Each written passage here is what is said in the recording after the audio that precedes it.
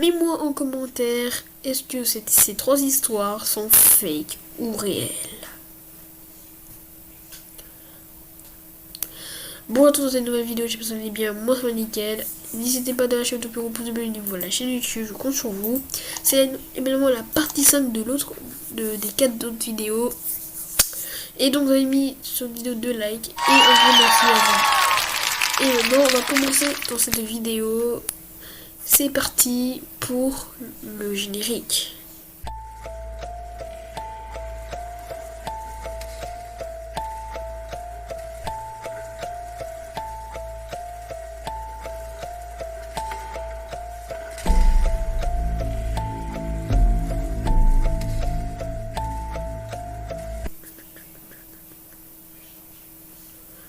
Bon, maintenant on va commencer cette vidéo. Allez, commençons. Information. Chaque histoire que vous allez voir dans cette putain de vidéo sont des histoires réelles. C'est parti. Moi et un de mes meilleurs amis, Joshua, avions 15 ans à l'époque. Et nous faisions souvent du chat vidéo pendant que nous jouons à des jeux vidéo. Nous faisions aussi, à l'occasion, des défis comme des essayer de ne pas rire où on regardait des vidéos en live et on essayait de ne pas rigoler là-dessus. Un jour à l'école, nous avions décidé de faire un twist et de faire ce défi-là en regardant des vidéos stupides sur Instagram.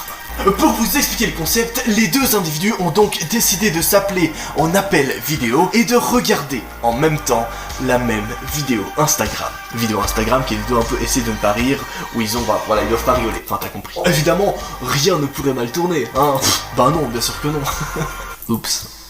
Dès que je suis rentré à la maison, je l'ai appelé sur Instagram. Il m'a répondu immédiatement. Nous avons alors regardé sur Instagram et sur YouTube des vidéos, jusqu'à ce que nous trouvions une vidéo de 10 minutes. J'ai pris une bouteille d'eau et j'ai mis mes écouteurs. Et bien sûr, petite subtilité pour leur petit challenge ridicule, à chaque fois qu'il regardait une vidéo, il devait avoir de l'eau dans la bouche, comme ça dès qu'il rigolait, il crachait l'eau partout. Du coup c'était marrant. Bref, donc son copain, Joshua, va, tout en restant en appel vidéo, chercher une bouteille d'eau. Alors il laisse son smartphone sur le bureau. Si tu veux, il laisse son smartphone là, et lui se lève pour aller chercher sa bouteille. Joshua m'a dit qu'il reviendrait tout de suite pour prendre une bouteille d'eau. Sa chambre était vide, avec seulement un placard et un lit en vue. Comme il mettait du temps, j'ai pris mon téléphone et j'ai joué à quelques jeux. L'appel vidéo, bien sûr, était toujours en cours, juste sa chambre vide. Alors que je jouais à un jeu sur mon téléphone portable, j'ai entendu un bruit très lent et très aigu. J'ai cru que cela venait du jeu auquel je jouais, mais ce n'était pas le cas. Il venait bel et bien de mon smartphone, mais de quelque chose d'autre. Ce bruit-là venait de l'appel vidéo avec Joshua. What the fuck? J'ai pensé que Joshua était enfin revenu. Alors, je suis retourné à l'application et j'ai posé mon téléphone sur la table. C'est à ce moment-là que mon cœur s'est arrêté. La grande porte du placard s'était ouverte, exposant quelque chose. Qu'est-ce qu'on y voyait à travers cette putain de porte d'armoire? Oh, tu vas le savoir? T'inquiète pas. Et je te rappelle bien sûr que chaque histoire qu'on va traiter dans cet épisode sont des histoires réelles. Information random. Évidemment, si tu regardes cette vidéo, je suppose que tu as Instagram. Donc tu peux totalement m'ajouter. Pourquoi? Parce qu'on va traiter d'une des affaires flippantes qui s'est passée sur Instagram directement en live sur mon Insta. Donc venez et faites-toi plaisir. On lance l'intro. T'es hypé, c'est bon? Oh, je kiffe tellement ces putains d'épisodes sur Instagram. C'est le genre de truc, mon gars. Je kiffe. Et vous kiffez aussi. Du coup, c'est cool. Bienvenue dans ce raid paranormal.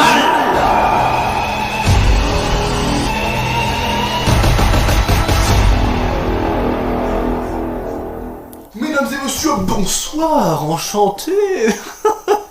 Pourquoi je pète le feu durant ces vidéos? Peut-être parce que je viens d'avoir mon bac. Et parce qu'en Suisse, on passe le bac à 19 ans. Voilà. Ouais, en France, vous passez le bac 2 ans plus tôt. J'ai un petit somme, tu peux le dire. Mais bref, du coup, j'ai mon bac, donc je peux me concentrer à 100% sur YouTube et sur les vidéos.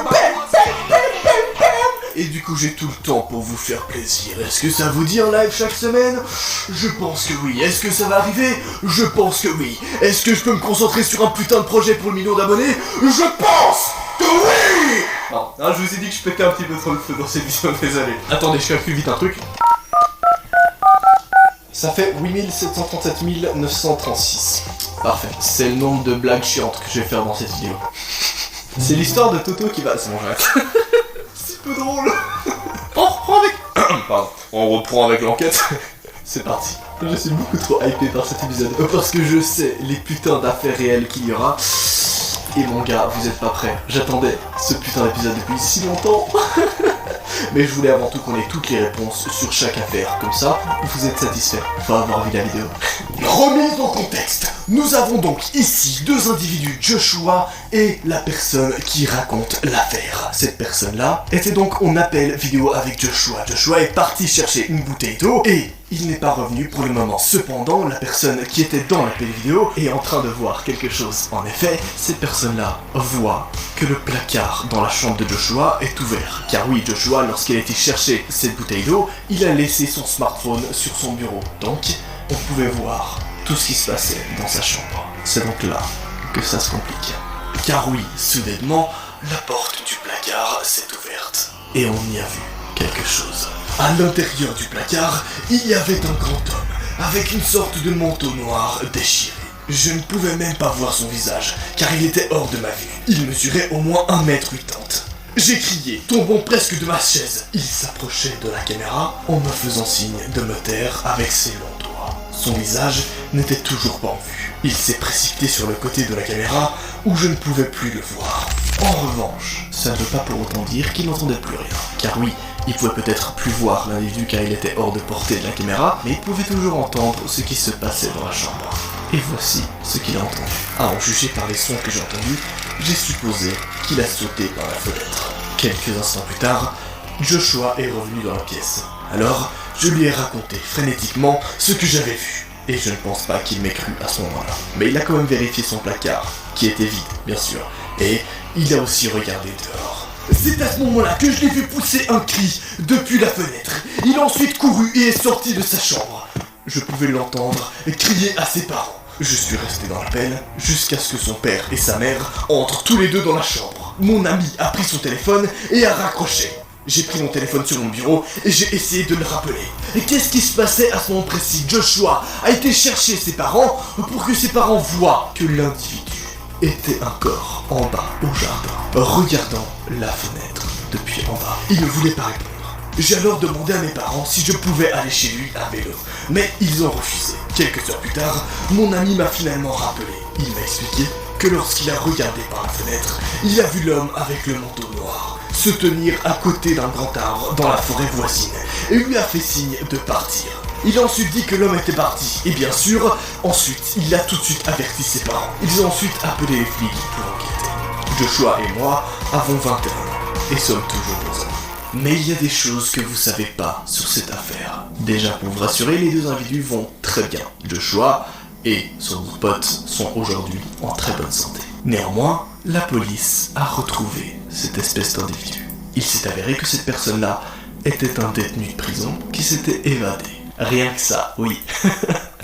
Non, c'est pas cool, clairement. Surtout que ce détenu de prison avait, la veille, violé un garçon. Il y a donc de fortes chances que la nuit même, cette espèce de détenu étrange aurait violé Joshua si la personne en appel vidéo avait rien remarqué. Est-ce que c'est super creepy? Totalement. Je vous rassure, la personne a donc été arrêtée et tout va très bien à présent. Mais dis-moi, Jamy, est-ce que ça serait pas le moment d'attaquer la deuxième affaire, sachant qu'elle est encore plus horrible que la première? Mais oui, totalement. C'était pas ouf. Mon imitation était vraiment pas ouf. La météo à présent, donc des cumulus et des stratus dans les environs. J'arrête, je t'ai dit que je ferai beaucoup de blagues dans ces vidéos. Je suis vraiment désolé, j'ai mon bac, du coup je suis heureux. I'm sorry, not sorry, brother. J'étais à l'école à l'heure du déjeuner et j'ai montré à mes amis mon premier téléphone que j'ai reçu pour mon anniversaire. Et ils m'ont suggéré de télécharger une application appelée Instagram. J'ai donc bien sûr téléchargé l'application et créé mon compte. Et j'ai commencé à poster des photos uniques en haute qualité. Et d'ailleurs, j'ai obtenu entre 70 et 80 likes. C'était principalement mes potes et quelques gens chelous. Le lendemain matin, j'ai reçu un message d'Instagram d'un individu qui s'appelait WeirdDoPair01. Voici comment ça s'écrit. Retenez bien, ça va être important pour la suite. Bang, bang, bang. Que disait ce message, hein? Juste avant, je vais vous dire ce que je voulais dire avant. Il y a plein de gens qui croient que j'ai genre 30 ans. Les gars, comme je l'ai dit à toutes mes FAQ, j'ai 19 ans. Arrêtez de croire croire que j'ai 27 ans, s'il vous plaît. Est-ce qu'un mec de 27 ans prend une voix comme ça pour faire des blagues? Je crois pas, non. I don't think so, no. Est-ce qu'un mec de 27 ans fait des TikTok? Je crois pas non plus. Oh, j'arrête, j'ai quand même bien sûr cette blague. Cet individu-là, WhereDoBear01, avait commenté ma photo et avait dit « Alors, tu vis à Desert Hot Spring, hein ?» Et je lui ai répondu « Comment sais-tu où j'habite? Et qui es-tu » J'ai donc posé cette question et il a répondu « Disons que je te verrai dans les environs, hein, beau gosse. » Après cela, j'ai dit à mes parents que nous étions allés au poste de police et que nous avions fait une déclaration. Mais la police a dit qu'elle ne pouvait rien faire et qu'il n'y avait pas de réel préjudice. Et mes parents ont donc dit de ne pas bloquer cette personne parce qu'elle pourrait donner d'autres preuves. Très astucieux d'ailleurs, si vous voyez une personne qui commence vraiment à vous menacer, vous pouvez éventuellement la bloquer, mais si vous avez l'intention de parler à la police, bloquez-la pas tout de suite, attendez qu'elle place les menaces, et c'est à ce moment-là que vous allez vers la police et que vous aurez donc des preuves pour l'inculper. Très important. Je place des petits conseils comme ça si jamais on peut se permettre, hein, bon. Oh là là. Le lendemain, après l'école, j'ai reçu un message de la même personne, une photo de mon école. Disant « Où es-tu » À ce moment-là, en fait, j'ai tout de suite pensé que c'était mes amis qui me faisaient une farce ou une blague. C'est pas flippant? Là, non, pensez pas que c'est flippant. Non. Ah si, c'est tellement flippant que là, est-ce que là, dans la vidéo, est-ce que vous êtes en train de vous pisser dessus, là? Non? Ah, ok. Blague. J'ai une blague. Pourquoi vous pisser dessus? Parce que... Non, j'ai pas envie de faire la blague méchant. C'était méchant. Non, j'arrête. Commençons la vidéo. Non, ouais, j'arrête. Je lui ai dit d'arrêter de me faire des histoires, mais il n'avait aucune idée de ce quoi je parlais. Alors, nous avons porté plainte à la police. Une seconde fois. Cette fois-ci, ils ont dit qu'ils allaient prendre des mesures. Et après cela, je n'ai plus reçu de SMS de cette personne. Mais c'est seulement 2 ans plus tard que j'ai reçu un SMS à 3h du matin du compte WhereDoBear01 qui m'a semblé très familier. Oui, il y a donc ici une ellipse de 2 ans. Sachez que les événements qui sont passés il y a 2 ans, c'était lorsque l'individu avait seulement 14 ans. Aujourd'hui, il en a 16. Et voici la suite. Attendez, c'est à ce moment-là que j'ai réalisé que c'était la personne qui m'avait envoyé ces messages inquiétants il y a 2 ans. J'ai aussi remarqué que ma fenêtre était ouverte et que les tiroirs de mes bureaux étaient aussi ouverts. C'est là que j'ai remarqué dans l'un des tiroirs une inscription marquée au rouge à lèvres, sur laquelle il était écrit « Je te vois ». What the fuck? Imagine, t'es dans cette situation, imagine une seule seconde mon gars. Mais qu'est-ce que tu fais mec? Genre tu arrives tranquillou pépère à la maison, tu ouvres un de tes tiroirs et tu vois écrit dessus au rouge à lèvres « Je te vois ». J'ai alors reculé, jusqu'à ce que mes poumons brûlent, et mes parents ont monté à toute vitesse dans ma chambre. Et pour me demander ce qu'il se passait. Je leur ai donc tout expliqué, et ils ont bien sûr rappelé la police. Et puis d'ailleurs, il y a un truc que j'aime beaucoup dans cette affaire, c'est que vraiment, à chaque fois, ils prennent vraiment les bonnes décisions, je trouve. C'est que direct, ils n'hésitent pas à appeler la police, à en parler à leurs parents, à en parler à leurs proches, etc. Et ça, c'est quelque chose que peu de gens le font, en fait. La plupart des gens, ils gardent ça pour eux, et c'est grave. En fait, si tu gardes ça pour toi, parce que ça peut avoir des conséquences assez dramatiques. Donc la première chose à faire, c'est que tu en parles à tes parents, et si c'est grave, tu appelles la police, bien sûr. Nous sommes donc quelques instants plus tard sortis de la maison après avoir appelé la police. Finalement, 10 minutes plus tard, lorsque la police est arrivée, ils sont entrés dans la maison. Et après un certain temps, ils ont sorti une personne. Oui, il y avait bel et bien une femme cachée dans la maison. Et c'est la première fois dans Thread Paranormal, je sais pas pourquoi d'ailleurs, mais qu'on voit que le psychopathe, c'est pas du tout une personne auquel on s'attend. On s'attend toujours à ce que ce soit un mec un peu crade et tout, mais non. Il s'agit ici d'une femme. Une femme à l'allure très dégoûtante. Comme si elle était restée au même endroit durant des années, avec le même ami, et en bouffant des espèces de restes d'aliments.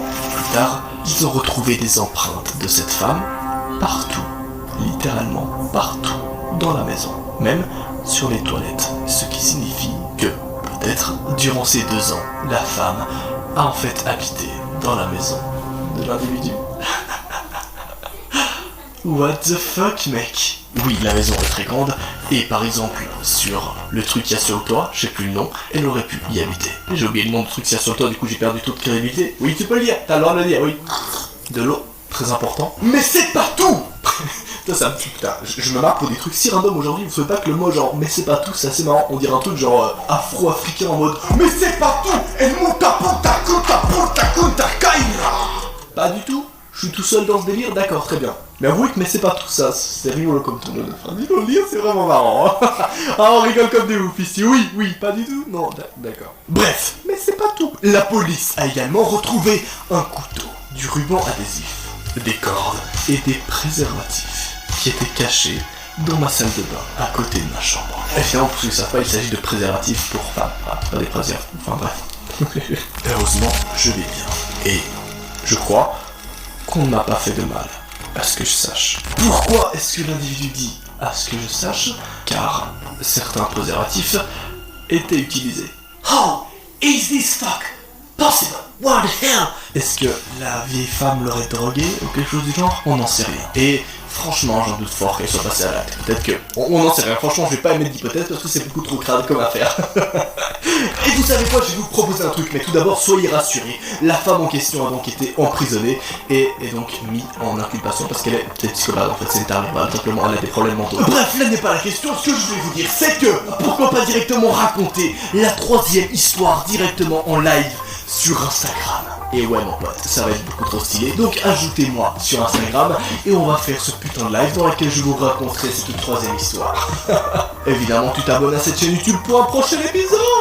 Non. Il y a du putain de stuff qui arrive jusqu'au million, vous inquiétez pas. Et même après le million, mais ça sera encore tout secret. C'était noir, c'est un plaisir. Hein. Désolé d'avance de t'accompagner dans tes pires cauchemars. Allez, salut. C'est la fin de cette vidéo et à plus tard.